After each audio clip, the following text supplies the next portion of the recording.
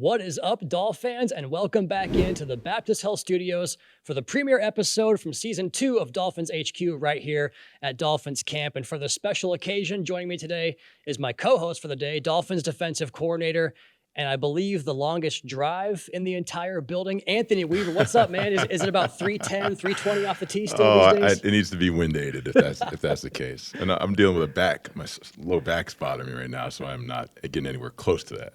Tiger Woods had a back injury once. He came back and was striking 350 That's off true. the tee. He is elite. He is. I believe in you. But all jokes aside, I want to go back to football and start there because every time I ask your players about you, they always talk about your experience as a player and how that helps you connect with them. And so I want to get that from your perspective on how your playing career helped inform you about your ability to connect with players as a coach. Yeah, I think initially, right off the cuff, you start to think, oh, well, I've walked in their shoes. Right, there's a lot of things that they're going through on the field that I can relate to. What I think is actually gives me more like credibility with the guys are really the hardships I had, particularly like when I went to Houston, right, pretty high paid free agent, and to be honest, like just failed there, like didn't meet the expectations I set for myself, and inevitably got cut. In that moment as a player, you just think it's the worst thing to happen to you ever, right? And you're like, oh my God, like I'm a failure. Like, how can I recover from this? But in hindsight, what you realize was a problem was actually a gift now that I'm coaching, because when I see players going through these similar troubles, and all of them do at some point, one time or another, I can help coach them through that. So outside of the things that I've been through and I've lived through on the field and know what they're going through there, I think the bigger place that I can be of assistance is in dealing with some hardships and failures they're going through. The first name that comes to mind when you talk about that's like Zach Sealer, right? We talked about him in a press conference recently where it's like, Zach, we cut that guy in Baltimore, and now he's here balling out when he does it with the Miami Dolphins. How incredible is that, right? But that's the story of so many. Yeah. Right. You know the first round picks, you know the superstars, but there's 85% of the league that isn't that. Yeah. Right, who are striving to get that, and those are the guys you gotta make sure you touch the most. That's what makes camp in August and preseason fun to me, is the unknowns that pop up, and it makes everyone's predictions go out the window like week one, it seems like. So that connection does seem so authentic with your players, and it's fun to watch from afar and up close, obviously, but you're ultimately judged by the 17 tapes you put out there every single year, but there's more than just schemes and what you can cook up for, putting quarterbacks through stressful, looks and everything. That relationship with your players, like, why is that so important to you to establish that first and foremost? Oh, it's everything. Right? I've always said that if you want to take a team from good to great, then you need to develop relationships with one another. It can be transcending for a football team where you're not just playing for each other, but you're playing for their family and their kids and their wives and their girlfriends and all those things. So you have to have that. You have to build trust and build that connection, just so you can be as connected a team and reach whatever your ceiling may be. Yeah, it makes perfect sense. And I think this is kind of a lead into this question, was those first two answers. What is your favorite part of coaching? It probably is that. I'm guessing maybe not, but what brings you the most fulfillment when it comes to your career as a coach? Yeah, I think it's just seeing the growth and evolution of players. And the beauty in this is that you get a new crop every year, right? So they're usually like unmolded balls of clay. And when you start to give them the wisdom that you've essentially gathered over the years, and you start to see them develop, it's almost like raising a kid, right? And you see them walk for the first time, and you see them have successes. Like the same joy that I have as a parent, I have with watching these players become better and ultimately like maximize their God-given ability, which is all we're trying to do. You're talking my language right now. My daughter just started kindergarten. Just seeing that growth, it makes you so proud. It's the best, right? It's the best thing in the entire world. I'm sure that's something similar when it comes to being a football coach. And on the topic of this team, we've heard all off season, and it's been so consistent about the culture this team wants to set and building, through the draft and getting young, hungry players and creating competition. And this team just looks on the outside to me so hungry. How would you measure the growth of this team's camaraderie through the spring and the summer, and how beneficial is all of that to the ultimate goal for this team? It's been huge, right? And it's not to say we weren't a connected team a year ago, but this team feels different. And it's really been spearheaded by our head coach. Right, Mike from day one has just emphasized the connectivity of the unit and making sure we're not worried about results, but just in the process and how we do things. And that's huge, particularly when you're practicing against your own team, right? Because it's so easy, right, in this macho alpha world to get caught up in wins and losses on plays, when ultimately all that matters is how you're doing things, and the results will come. And then he's given us opportunities to just hang with each other, right? That this road trip we just went on for 10, 11 days, I can't tell you how many guys that I wouldn't expect to be hanging out together were. And when you have that, like, it pays so many dividends down the road. Do you get a chance to be part of those hangs a little bit with the players? I did. I joined a couple, let's see. I went to the linebacker dinner and then the outside backer and D-line dinner. I ate like I was going to prison when we got back. So I'm working off some of that weight. But no, it was awesome. It's just awesome just being with those guys in a different environment where kind of they drop the shit a little bit and you can just develop a more personal relationship. Yeah, it reminds me of like travel ball as a kid, right? Yeah, You go around with your teammates and you develop that relationship on the road in some of those tournaments. And one thing that we always hear from Coach, speaking of like the culture aspect of this team, Coach McDaniel, of course, is he talks when his desire to hire you as the defensive coordinator came through what your scheme does to challenge his offensive scheme. And he said the other day there's something very interesting about how it's simple for the defense to digest, but it makes it so hard on the offense for all the stuff that you guys can get to without giving away your secrets. What does that mean, or like what does that look like? Yeah, that's everything. Right? I think what you're always trying to do is really have the illusion of complexity, where you move a couple pieces or you change some fronts and you show some disguises, and the offense is guessing. Right? They can't be right, and all you're trying to do is make sure you're not the crappy poker player at the table. And we've just found a way to make it digestible for our players, where it's simple for us but hard on everybody else. What's the old saying? If you can't spot the fish, you're the fish at the card table. Absolutely, absolutely. And there's genius in the simplicity. Yeah, right? absolutely. I think about doing simple better. That makes perfect sense. And trying to make that complicated. So on that front seven, you talked about going out with the linebackers and front guys, like birds of a feather, right? That's where you played in your career. Yeah, That's for where sure. you wind up For sure. falling around those guys. But I look at this group, and the fan base is so excited about it too. Defensive tackle, edge, off-ball linebacker. These groups are so deep. I mean, you've got 4, 5, 6, 7 guys at some of these spots that they look like they can play. Why is it important for the defense that you want to play for those spots to be so deep? I've always thought that you build defense from the inside out, right? You have to make sure that you try to make these offenses one-dimensional. If a team can run the ball downhill on you, you're going to have issues, right? So we try to eliminate that with some of the guys that we've added, and obviously try to protect our backers who need to be fast and to run. And in order to do that, you got to have some bulk. And then ultimately, you got to be able to rush the passer. And a lot of that, you need middle push. You need guys to disrupt the middle of the pocket. Fortunately, we have that, right, with Zach Sealer and Kenneth Grant, some of the other guys we've added.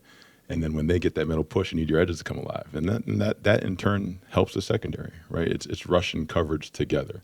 I've been on teams that have had one and not the other, and those things don't work things don't work very well. So I think we have the perfect mix here of cover guys and rushers and linebackers that can cover ground, who are physical. So I'm super excited about the potential of the group. When you are talking about front seven play or setting the edge or, disrupting a gap as a pass rush or whatever it might be up front, do you or does anybody else ever pull up old Anthony Weaver tape to show the example? Because I think someone talked about showing something in the offensive side once upon a time. Does that come up on defense? Yeah. So, a couple instances, right? There was a clip today of our assistant DP coach, Deshaun Shedd, getting beat by Julio Jones, which there could be a lot of people on that tape. Anybody. Right? And then a few weeks back, we were trying to emphasize like interceptions and tips and overthrows and trying to get those plays. And K.J. Cotton, our assistant D-line coach, and Deshaun pulled up a clip from me from like 2006, which also happens to be the heaviest I've ever been as a player. So I had a pick and had like a 20-yard return, but I looked like I got stung by bees. I mean, I hardly recognized the guy out there. It's too funny, man. I love it. It's I was telling Coach Arujo the other day, like, your releases look pretty good going up against those corners, getting off the line. I know, but I think he's in the cold tub every night too. So I told him, I said, I think you slowed down a little bit. And he was like, man, I'm looking old out there. My knees hurt with how many releases they try to show. It's too much. It's late into the dog days here. Maybe time to back it off a little bit and let some of the receivers go after him like that. So on a little bit more of a serious note here, obviously, the league has changed so much since you played, and even in the last couple of years. I mean, it seems like it changes every single year. But I'm curious to get your perspective over a 2-decade span, give or take. How much, from a defensive perspective, have you noticed the league change from what it was and how you call a defense, or maybe just how the defense is played from early 2000s to where it is here in 2025? I mean, it's night and day. It's crazy, right? It's night and day. That I think back when I was playing, if a team got in slot formation, that was exotic, right? So now when you include all the motion shifting, the mobility of the quarterbacks, it's just become so much more of a space game. Where it used to be like, let's see if we can get 3 yards and knock people off the ball, and 3 yards in a cloud of dust, right? People aren't lining up and running ISO. You don't have 260-pound Mike backers and things like that anymore. So because of that, I think it's more exciting for the fan base too. You know, you don't have as many 10-7 games, but the X's and O's and the strategy involved in just trying to eliminate space, whether that be with speed or force from our end, is still the same. You're just operating with more space now. Yeah, I kind of feel like we jumped the shark a little bit a few years back when it was like 40 to 30 games on average. That Rams and Chiefs game once upon a time, that was like 55 to 51. Like, I kind of like a little more defense. I'm sure you do too. Yeah, and I think at that point, the offensive scheme was ahead of the defensive scheme, and it's starting to even out a little bit more now. Yeah, it makes perfect sense. I like I said, it makes for a better product to me, even though fantasy heads might not agree with all that, but I think it's a better product. And kind of going, deeper into this conversation about this staff in your second year here, I'm curious because it is your second year as the DC here, and you've talked about the collaboration with your staff here a couple times in press conferences. What excites you the most about having that continuity and coming back for a second year with these guys? Man. First, I think I have an outstanding staff, right? Just from top to bottom on all levels, right? You start up front with Ryan Crow and Clarkie and K.J. Do a tremendous job with those guys. And you go to the linebackers with Joe Barry and Matt O'Donnell. And my secondary, I got like SEAL Team 6 back there with those guys, right? With Coach Duker and Arujo and Slow.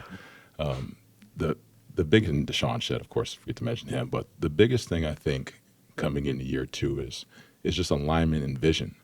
I think year 1, really, I was really the only person that was able to come from Baltimore. So not only were we trying to teach the players what we were looking for, what I was looking for, but I was also trying to teach the coaches. And there's a lot of trial and error in that. Well, we don't have to do that anymore. We found that probably about a third way through the season last year. We figured out a rhythm and what there was just an alignment of how we all want it to look like. And now that we had that, we've just been chasing all the small, intricate details, which can take us from good to great. So just super excited about where we're at, and just it's not just us as a staff, but that there's a trickle down there now, right? Where even from a player standpoint, they can see the confidence in us and what we're doing. That must accelerate the starting point, right? Yeah, back in absolutely. spring ball. Absolutely. We were so much further ahead at this point in June than we were the year prior because of that. Yeah, I love hearing that. And it's continuity on both sides of the football. The offensive staff been here for quite a while together as well. And kind of going back to the question about, Mike crediting your defensive scheme with giving his offensive scheme issues in the past, or the most challenging one to face. I'd ask that question to you in reverse. How does this offense challenge you and your staff on that defense? Yeah, this is not a one-sided question, right? I was unfortunately on the other side of the field in 23 when they hung up 600 on us, which forced us into a complete off-season study on how we were not going to allow that to happen again. So it's the same thing, just the speed, the motions, the accuracy of the quarterback, how everything looks the same. It is an absolute nightmare, and I'm glad, fortunately, that I just have to practice against it most of the time. The amount of times I've seen the 466 and 6 game for 2 is probably more than I've seen my favorite movie at this point. It's one of those things where now that I'm here, it's like, oh yeah, that's great, but it's a scar. It's very much a scar, and that scab gets ripped open every time I see that too. That's too funny. Good stuff, man. It's the fan base loves it. Maybe not so much on the other side of the ball, but that's how this league goes. I'll finish with this. So you've spent, again, months collaborating with your staff and putting hours out on that grass, and now that the season is here, what did you learn about this group over the course of all that sweat equity from back in phase 1 of OTAs to where we are now with the season right around the corner? It's a determined bunch, and they've been that way since day one. The guys that are returning, and what I've told them, and I've believed this wholeheartedly, is that even though last season a lot of it was seen as a disappointment, I see a team that was 2-6 and responded, right? When it would have been very easily to fold up shop, right, and to quit. We didn't do that. So hopefully we continue to build on that momentum and take that into the 25 season with some interjections of talent and, just personalities and guys that are just as hungry as the ones that were here. So super excited, and the word is definitely a determined bunch. As if we needed more reason to be excited about football. It's almost here in the Dolphins season, almost back right around the corner. Dolphins defensive coordinator Anthony Weaver, Dolphins HQ, season 2, episode number 1. Appreciate your time today, man. Thank you. Man, of course.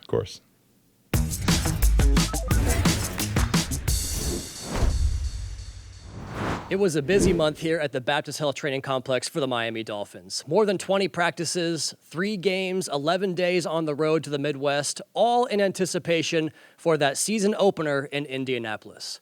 So what did we learn from the month of work? I've got 3 takeaways from August, starting with this. Anthony Weaver and the options he has up front. Mike McDaniel said the decision to hire Weaver ahead of the 24 season was due in large part to the scheme that Weaver would bring with him to Miami and the problem it presents from the offense's perspective. And it's one of those best of both worlds situations, the ability to be simple for the defense to digest, but complex for the offense to dissect. And now, Weaver has a plethora of options to get to all the pressure packages that his playbook provides. Alliteration aside, it starts inside with Zach Sealer. Miami hopes 13th pick in the draft, Kenneth Grant, can unlock even more from a man that has double-digit sacks each of the last 2 years. Alongside Sealer and Grant is a blend of youth and experience. 2024 was the best year of Benito Jones' career, and 5th-round pick rookie Jordan Phillips had an outstanding August. The return of Bradley Chubb and Jalen Phillips to the outside linebacker position opens a world of possibilities, especially with the emergence of 2024 rookie standout Chop Robinson. He figures to have an expanded role in his second season, not to mention the addition of a man with 72 career sacks in Matthew Judon. The dichotomy of speed and power in this group does a great job of opening rush lanes and then exploiting them. Finally, the additions alongside Jordan Brooks and Tyrell Dotson at linebacker. Willie Gay Jr. has had as good of a camp as anybody, and K.J. Britt brings a real tenacity to that group, a group that is the definition of fast and physical with elite technique. The Dolphins' front seven has a chance to be one of the best, deepest units in the National Football League, and it's led by one of the best young defensive play callers and game plan designers we saw in 2024. A big part of that group expanding the defensive menu is the promising start of the 2025 rookie class. Our second August takeaway, this rookie class has a chance to have an impact and to do so early on. Kenneth Grant looks the part in every single way. He was dominant in the preseason, using his combination of size, power, and quickness to make an exhibition highlight reel. All of that is punctuated by his effort, which jumps off the tape every single time you turn it on. Jonah Savaiinaya was the 37th pick in the 2025 NFL Draft, becoming the immediate starting left guard for your Miami Dolphins. He's a quick-footed people mover that can take this run scheme to another level this year. His versatility, along with the rest of the Dolphins' offensive line, allows the Fins to be multiple in their run scheme. Then, arguably the most productive player from the rookie class the entire summer was Jordan Phillips. The former power lifter and wrestler utilizes exceptional grip strength, body flexibility, and brute power to take control of his reps. He's shown it in the preseason, and I cannot wait for his opportunity to do it when the regular season lights come on. Jason Marshall Jr. started playing in the nickel just a few weeks ago and looks to have found his home there. His size and movement composition could make for a bright future in that role for the rookie. His football IQ is off the charts. He started 2 games in the slot, again, the first 2 of his entire football life playing there, and it looked entirely second nature to him. He's on top of his rules and has locked in the many coverage structures that Weaver can deploy on that back end.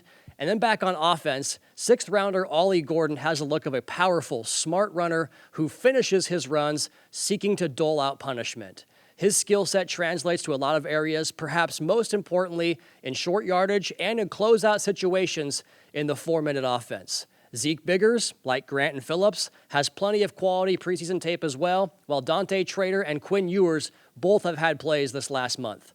Mike McDaniel talked about building the culture of this team through the draft, and though it's way too early to make any proclamations, the early returns have been quite promising. And finally, our third takeaway from August, the offensive balance appears to have returned in Miami. The running game struggled in the second half of the 2024 season. Injuries on the line, at running back, and at the quarterback position changed the equation last year, but Miami added reinforcements in all of those areas. The additions of Savaiinaya and James Daniels gives Miami 2 big, strong guards with more than enough movement skill to execute Miami's bread and butter, the outside zone scheme. Those 2, flanking Aaron Brewer in the pivot at center, makes for a sound 3 interior. Then outside, the return of Austin Jackson and the emergence of second-year tackle Patrick Paul, Miami's front 5 looks the part on paper. The Dolphins added blockers on the perimeter as well to further bolster the run game. Nick Westbrook-Akine has some of the best blocking tape of any wide receiver in the entire NFL. Those skill players afford Miami more depth behind Tyreek Hill and Jalen Waddle. Malik Washington looks poised to take a big step, while D. Eskridge and Taj Washington put together strong summers for the Miami Dolphins. The entire offseason for the Miami Dolphins was intentional. They got deeper, they got more physical, and put a ton of work in refining their craft over the course of the summer. Now, let the games begin.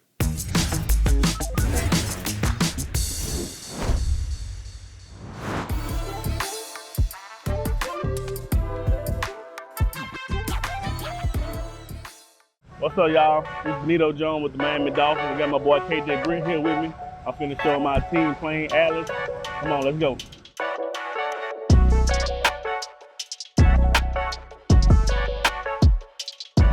KJ, this our ride, brother. This is big plane.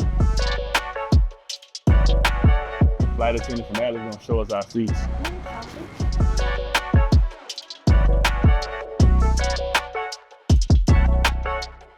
KJ, we got some pillows.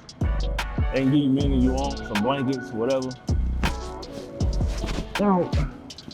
Real If you a big man like me, I gotta have like 3 or 4. Other than you, who's so loud when you play? I don't know that roof we got. He big, so yeah, he gonna be neat. Ball up in the air and intercepted. Jones plucked it out of the air. Ball hit the ground. It's incomplete. KJ, we wake up from the nap, sleep on the plane. Atlas provides with these hygiene bags. Nice little bag. It's real nice, man. This is just real nice. Stop a line. Let's go upstairs, check it out. There's a couple of extra seats up here for the, the big dogs, I guess. These are the pilots. Hey, what's up, pilots? Okay, so with the menu, you just tell the flight attendant what you want. They'll bring it to you. Yeah, I'm gonna try the beef fillet. Nah, I think you gonna get the chicken salvatore. My friend Benito's gonna get the chicken salvatore, and I'm gonna get the beef fillet. Perfect. Who were the craziest thing on the plane? I'm 5'2". Yeah.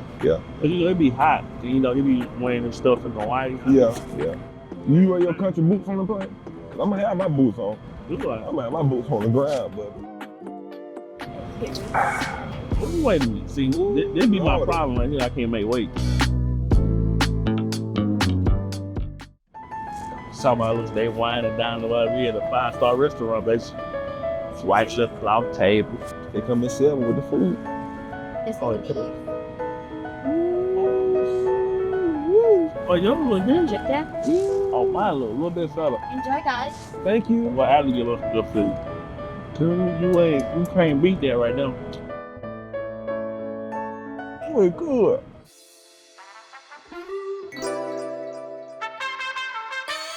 Thank y'all for coming on the plane with us. Can't wait to see y'all during the season.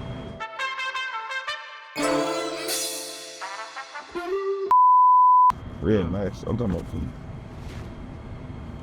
All right. Yeah, edit that out.